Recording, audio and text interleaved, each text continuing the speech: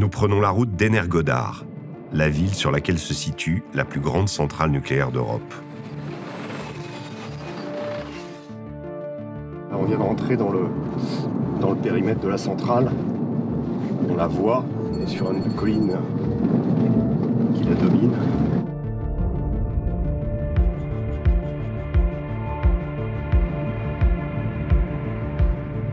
C'est une zone dont l'accès est fermé. Toute la centrale et la ville d'Energodar, c'est des zones militaires maintenant. Il y a une semaine, une équipe de l'AIEA, l'Agence internationale de l'énergie atomique, s'y trouvait pour évaluer les conséquences des bombardements intempestifs qu'elle a subis. 2 membres de l'AIEA se trouvent encore sur le site. L'objectif est d'obtenir un accord de la part des belligérants pour écarter toute pièce d'artillerie dans un rayon de 30 km autour de la centrale. Pour l'instant, ce souhait est resté lettre morte. Là, on se rapproche à nouveau de la centrale, en fait. On voit très bien les six réacteurs atomiques qui sont tous actuellement à l'arrêt. La centrale est éteinte théoriquement, mais ça ne veut pas dire qu'il n'y a pas évidemment de zone où la radioactivité est extrême. Et si par malheur les bombardements continuaient, eh bien, ces zones pourraient contaminer, il pourrait y avoir des fuites. On est vraiment sur un site nucléaire majeur, la plus grande centrale en Europe.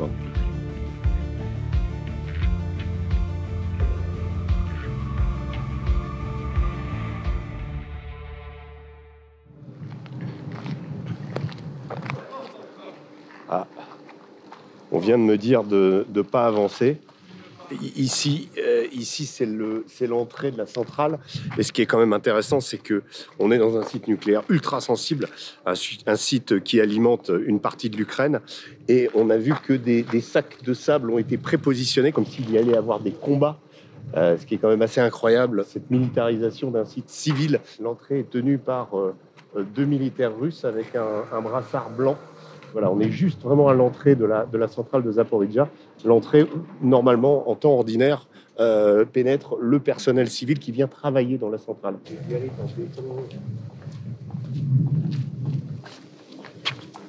Ouais. Ce qu'on remarque, c'est qu'ici, il y a ces plots en béton qui ont été installés depuis que les Russes ont pris la centrale. Comme si c'est des positions de défense, de l'autre côté également. Et puis, on en a exactement ici. Donc, il y a une sorte de militarisation du site. Mais ce qu'on a constaté, puisqu'on est venu de la ville, d'abord que la centrale est vraiment située à 5 minutes de la ville, une ville de 15 à 20 000 habitants. Il y a encore beaucoup d'habitants dans la ville. On va aller en rencontrer tout à l'heure. Mais c'est tout près, c'est vraiment tout près. Il y a donc une sécurité minimale qui existe. Il n'y a pas de militaires dans le périmètre, il n'y a pas de chars. Donc il y a une forme d'occupation militaire du site, mais je dirais qu'il n'y a pas de raison qu'il y ait des bombardements. Donc si les bombardements ont eu lieu, c'est qu'il y a une sorte de chantage qui s'est établi entre la Russie et l'Ukraine autour de cette centrale, qui s'est retrouvée un peu malgré elle sur la ligne de front. Encore faut-il rappeler que même si les réacteurs sont à l'arrêt, un bombardement peut occasionner une fuite radioactive majeure qui pourrait avoir un impact considérable sur la région et sur l'ensemble du pays. Nous avons rendez-vous avec 2 ingénieurs atomiciens russes qui travaillent dans la centrale. Devant nous, ils ne cachent pas leur inquiétude sur ce qui se passe sur le site. La centrale a été l'objet de bombardements. On l'a vu partout. C'est le point d'attention du monde entier en ce moment. Quels sont les risques si ces bombardements continuent et est-ce qu'il y a eu potentiellement des fuites radioactives? Да, обстрелов было много по территории атомной станции и прилежащих территорий, в частности, по линиям электропередач. Перебивали линии электропередач, и из-за этого, естественно, электроэнергия идти никуда не может, и приходится блоки останавливать, тормозить и переводить работу атомной станции в нештатную ситуацию. Естественно, много зданий повреждено, много коммуникаций нарушено. Как бы так. Ну, как на мой взгляд, для блоков, для самих блоков эти обстрелы никаких особо серьезных повреждений не нанесли. Но то, что сейчас мне сложно сказать, что они хотят, обстреливается и территория атомной станции, промышленная зона, которая вокруг атомной станции обстреливается. В последнее время все чаще обстреливается уже город. Зачем обстреливать город? Мирные жители гибнут. Вообще мне непонятно. 20 467 подписей мы собрали по всей Запорожской области. Это в знак протеста обстрела атомной станции. Мы вообще приняли, как горожане, такое мнение, что атомная станция и прилегающие территории примерно на 20-30 километров обстрелов не было. Ни как с украинской стороны, ни как с российской stороны, потому что это безопасность всей планеты. Et actuellement, cette pétition, elle en est où? Quelle chance a-t-elle d'aboutir? Est-ce qu'on peut espérer que ce territoire devienne à un moment neutre et qu'il n'y ait plus de problème avec cette centrale? И он обязательно эту позицию горожан донесет в Ассамблее ООН. Il y a eu beaucoup de tirs sur la centrale et aux alentours, sur le système d'évacuation de l'électricité en particulier, ce qui fait courir un risque sur les cœurs nucléaires. Pour le moment, aucun dommage sérieux n'est à signaler, mais un obus est quand même tombé à 50 mètres d'un des réacteurs. Dans la ville d'Energodar, les bombardements ont fait plusieurs morts. Tout de suite, là, on va aller poser des questions à des gens qui vivent dans le périmètre de cette centrale, donc qui vont être les premiers menacés, les premières victimes s'il y a ces fuites radioactives. C'est pas du tout la même chose que Tchernobyl, il faut vraiment avoir ça en tête. Tchernobyl, c'est un des réacteurs, le réacteur numéro 4 de la centrale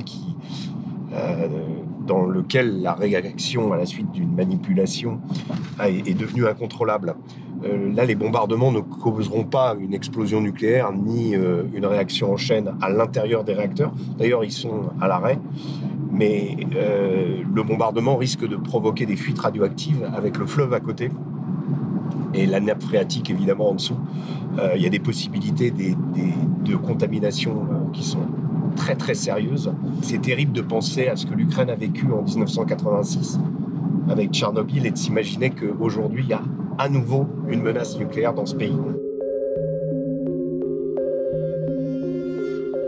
Nous allons maintenant à la rencontre des habitants. Des obus ont atterri au milieu de la cité, brûlant des véhicules ainsi qu'un appartement. En observant les impacts, il n'y a pas beaucoup de doute. Si les Russes ont pu bombarder ailleurs, ici les projectiles venaient bien de l'autre côté du fleuve, donc de la partie ukrainienne.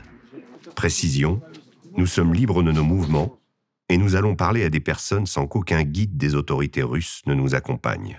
Ce que je voudrais savoir, voilà, on vient d'aller à la centrale nucléaire à côté. Qu'est-ce que ça te fait de vivre à côté d'une centrale comme celle-là? На самом деле опасность есть, но людям приходится здесь жить, просто приходится, потому что они могут создать свои семьи. Вот, например, у меня есть бабушка и дедушка, они нуждаются в помощи, поэтому как-то уехать отсюда я не могу, потому что нужно им помогать. Вот так вот.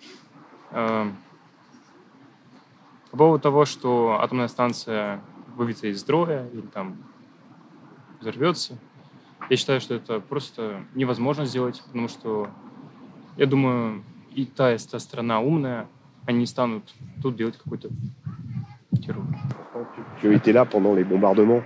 Comment vous avez vécu les bombardements ici? Это было очень веселое время для нас всех. Мы сидели в коридоре и банально молились, чтобы никакая ракета не прилетела нам в дом. Все. Vous avez eu peur? Ты боялся? Да, конечно, страх присутствовал. Это второй раз в моей жизни такое происходит.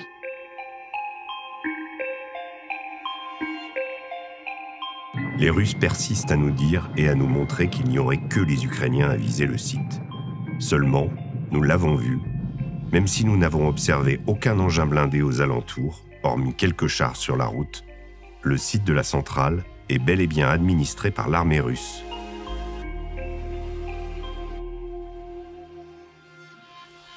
Voici Alexander Volga, l'administrateur d'Energodar. Avec les Russes, il y a toujours une forme de catéchisme à écouter en préambule. Ça ne loupe pas. Le discours est soporifique, jusqu'à ce que l'homme évoque Tchernobyl. Il raconte alors que son père a fait partie de ceux qui ont réalisé le sarcophage autour du réacteur. Et comme tous les malheureux qui y ont passé trop de temps, il est mort dans d'atroces souffrances. Мой отец участвовал в ликвидации последствий Чернобыльской атомной электростанции. К сожалению, он уже давно умер. Поэтому ситуация, которая могла и может на данный момент разразиться на территории Запорожской атомной станции, ее, естественно, нужно предотвратить путем именно политического вмешательства тех стран, которые на данный момент подогревают данную ситуацию. То история в первую очередь может повториться. И она может повториться в более крупном масштабе. Это страшная трагédie, которая может унести жизни многих людей по всему миру. Je quitte Alexander Volga en me disant qu'avec cette histoire de centrale, on aura touché le fond de l'abject. Les bombardements font courir un risque majeur à l'ensemble de la planète. Depuis notre visite en septembre, ils n'ont pas cessé. Et celui qui a la charge d'administrer la ville qui entoure le site est toujours ce fils d'une victime de Tchernobyl.